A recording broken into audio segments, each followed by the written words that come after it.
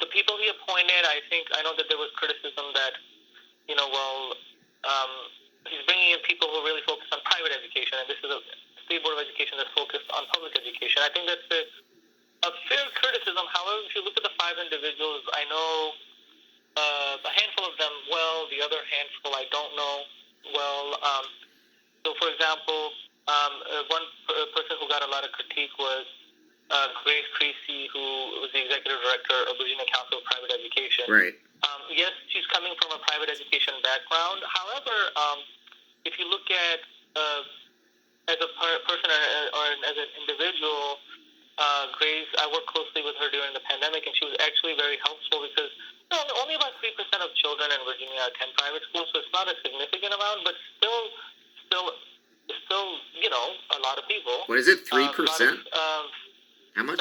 How much again? 3? I think it's roughly 3% of school-age children attend private schools. Okay.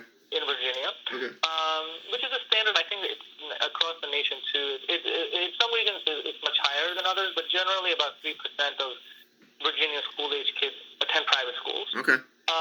So you do the math. I mean, if you take 1.4 million and times it by 3%, whatever that math comes out to be. Yeah, it's like 30,000 or 40,000. Yeah. But my point is that Grace, for example, during the COVID pandemic, there was a lot of families that were hurting that are not linked to public schools.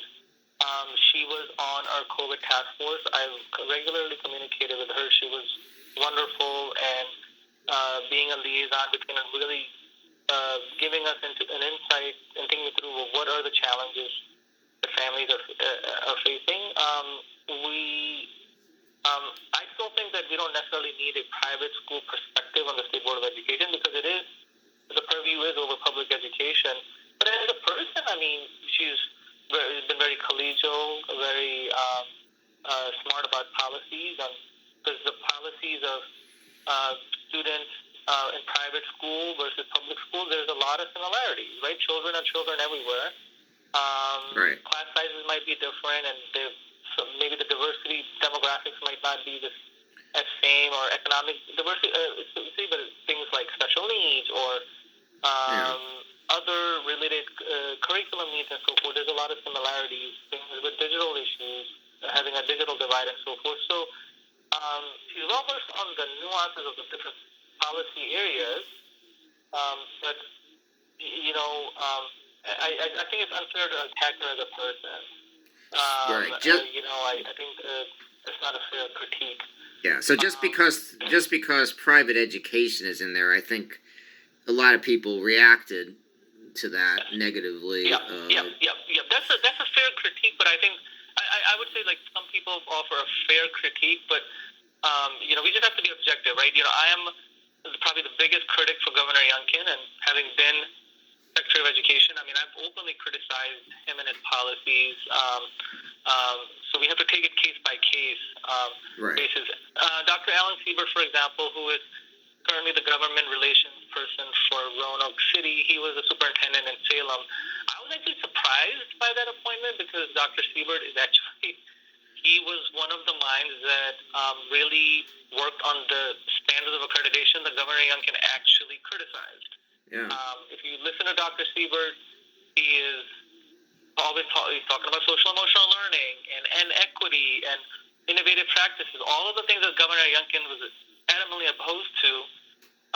So I was actually surprised about that. And that's the thing is like Lowell is that in this appointment processes, I think sometimes the politics are involved, sometimes not. I mean, Dr. Siebert is one of the most thoughtful education minds in Virginia, so I'm happy for that appointment, but I'm surprised, just based on what Governor Youngkin has been saying. Right, so pleasantly surprised. Pleasantly surprised, okay.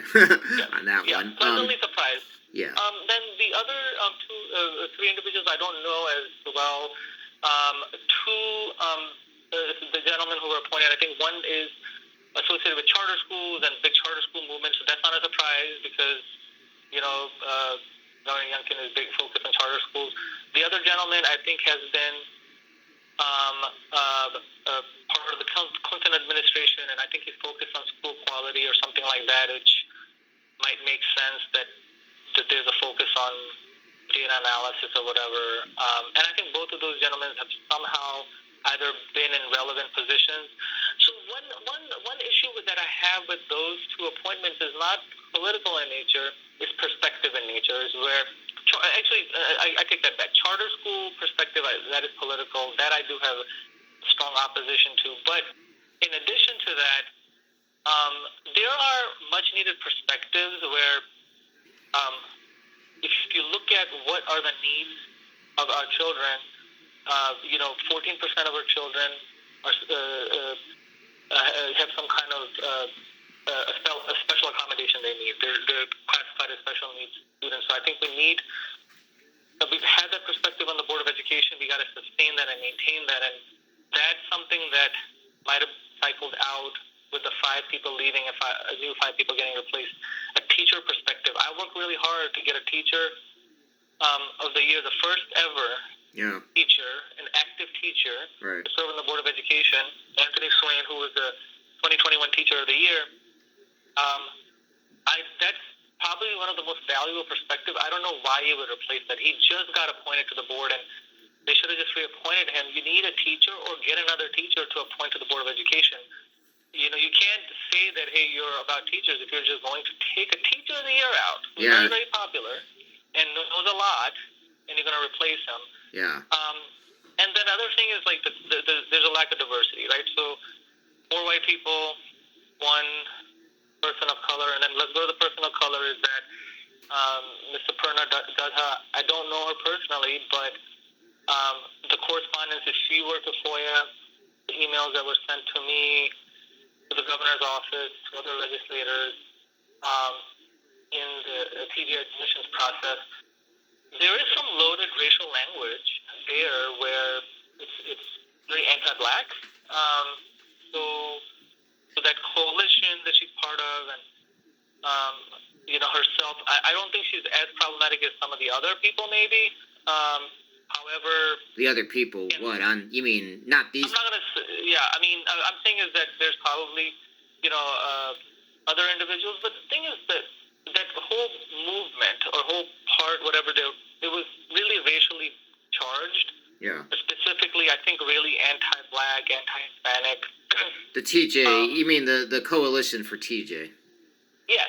So I mean, whatever the emails and correspondence I saw and the rhetoric. So that again, government, Youngkin, capitalized on that too. Like, I mean, I guess that's his network, right? I mean, you're in those bougie circles, you probably don't know a lot of other diverse people, and so this is where I do have a problem. Is that okay? Fine. I think we have had parents' perspectives on the Board of Education, but it is concerning to me. And again, not knowing the other 2 gentlemen really well, no idea what their stance is on. But equity and so forth. But I guess due to